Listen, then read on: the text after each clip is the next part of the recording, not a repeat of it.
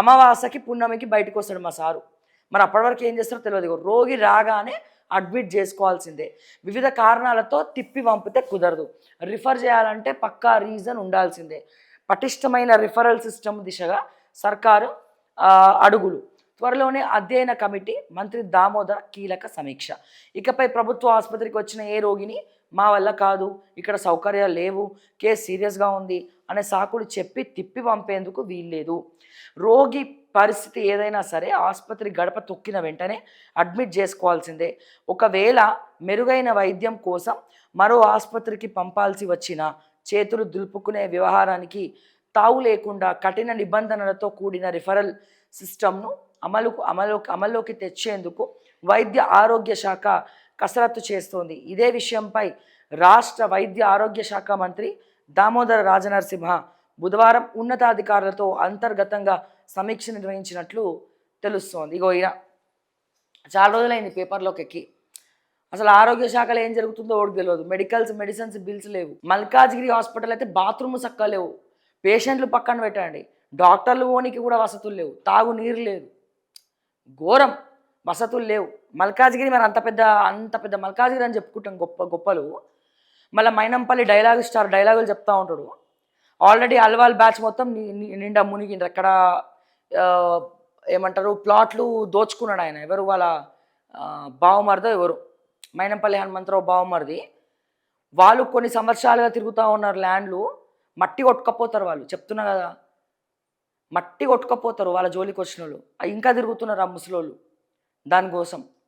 అది పట్టుకొని అట్లీస్ట్ వాళ్ళ కొడుకులకు పిల్లలకన్నా వస్తుందని చెప్పి. ఎవడో ఆ గొట్టంగాడు ఉన్నాడు, వాడు సుభాష్ అని చెప్పి, వాడు కనబడితే నేనే నిలువున జీరేస్తామని. ఆ సిగ్గుశరం లేదు వాడికి ఇక్కడ ఉండడానికి శాత కాదు. ఆ సుభాష్ అనే వ్యక్తి ఇక్కడ ఉండడానికి శాత కాదు వాడికి. ఈడ స్కాములు చేయాలి, భూకబ్జాలు చేయాలి, మైనంపల్లి పేరు పెట్టుకొని అక్కడికి పోవాలి. ఎక్కడికి? అమెరికా పోవాలి. ఈడ నించొని బర్ల దిగే దమ్ము లేదు. దమ్ముంటే రమ్మని నా ముందుకు వచ్చి నిలబడడం, చీర్చి చెండాడతాం నా కొడుకుని.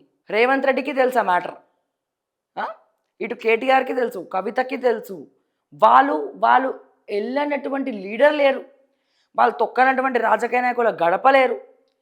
ఇక మాట్లాడితే పాపం నా దగ్గరికే వస్తారు. ఇక మాట్లాడి ఇంకెన్నిసార్లు మాట్లాడాలి? నాకే ఆశయం పుడుతుంది వీళ్ళని చూస్తుంటే. ఎవరు?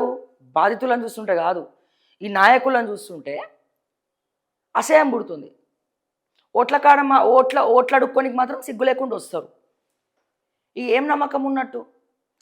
మల్కాజ్గిరి హాస్పిటల్ అట్లా స్వయాన ఎక్స్పీరియన్స్ అయినాం మేము. డాక్టర్లు కూడా బాధపడుతున్నారు వసతుల గురించి. నేను చెప్తా ఉన్నా, ఇకనైనా సుభాష్ నీకు బుద్ధి ఉంటే, నీకు సిగ్గు శరం అనేది ఏడుస్తే, ఎన్నిసార్లు తిట్టించుకుంటావా ఆడోళ్ళతోటి? పౌరుషం రోషం ఏమైనా ఉంటే వాళ్ళని పిలిపించుకొని మాట్లాడు. వాళ్ళ ఉసురు పోసుకోకు నువ్వు. లేదా మిగిలిన భూమి ఏమైనా ఉంటే దండం పెడతా, నీ కాలు మొక్కుతా బాంచర్, ఇగో ఇంత భూమి ఉన్నది మీది, దీన్ని సరిసమానంగా పంచుతా అని చెప్పి పంచిపెట్టు. పిచ్చిగా బిహేవ్ చేయకు. నువ్వు మనిషి, మానవ జాతిలో పుట్టినావు. నువ్వు ఇంకే జాతిలో, రాక్షస జాతిలో పుట్టలే. నువ్వు శంకర జాతోడివి కాదు, నువ్వు మానవ జాతిలో పుట్టినవు. పుట్టినప్పుడు కాటికి పోయేటప్పుడు ఏం చేసుకుంటావు? ఆస్తులు తీసుకెళ్ళి కూడగట్టుకుంటావు. నువ్వు చేసిన పాపాలన్నీ నీ పిల్లలకు అంటుకుంటాయి. ఎవరికి అంటుకుంటాయి? నీ పిల్లలకు అంటుకుంటాయి.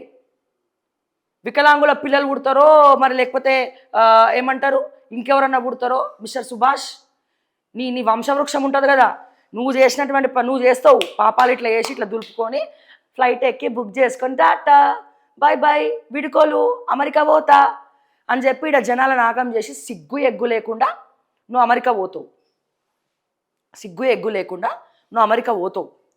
కానీ ఈడ చేసిన పాపాలు ఎవరికి తగులుతాయి? నువ్వు బాగానే ఉంటావు, నీకు తర్వాత పెరాలసిస్ వస్తుందో తెలియదు, కానీ నీ పిల్లలకు కూడా వస్తుంది. ఎవరి వల్ల వస్తాయి? ఎవరి పాపాల వల్ల వస్తాయి? తల్లిదండ్రులు చేసిన పాపాలు.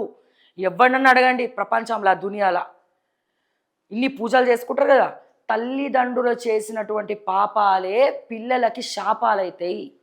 ఇది గుర్తుపెట్టుకో. నువ్వు పోయేటోడు బకెట్ దాన్ని బాగానే పోతావు పోయినాక, కానీ ఆ పాపం ఎవరికి చుట్టుకుంటుంది? వీళ్ళ ఏడుపులు, వీళ్ళ కర్మ ఇదంతా ఎవరికి తగులుకుంటుంది? నీ వంశ వృక్షానికి తగులుకుంటుంది. మిస్టర్ సుభాష్, మళ్ళా చెప్తున్నా, ఇకనైనా సిగ్గు శరం ఏమైనా ఉంటే, నువ్వు మానవ జాతిలో పుట్టి ఉంటే, నువ్వు అసలు మనిషివే అయితే వాళ్ళని విలిపించుకొని ఇకనైనా మాట్లాడు. చచ్చిపోతున్నారు వాళ్ళు, తిరగలేక ఏడుస్తున్నారు. వాళ్ళ శని వాళ్ళ దరిద్రం మొత్తం నీ కుటుంబానికి చుట్టుకోకపోతే నా పేరు శ్రావ్యనే కాదు చెప్తున్నా.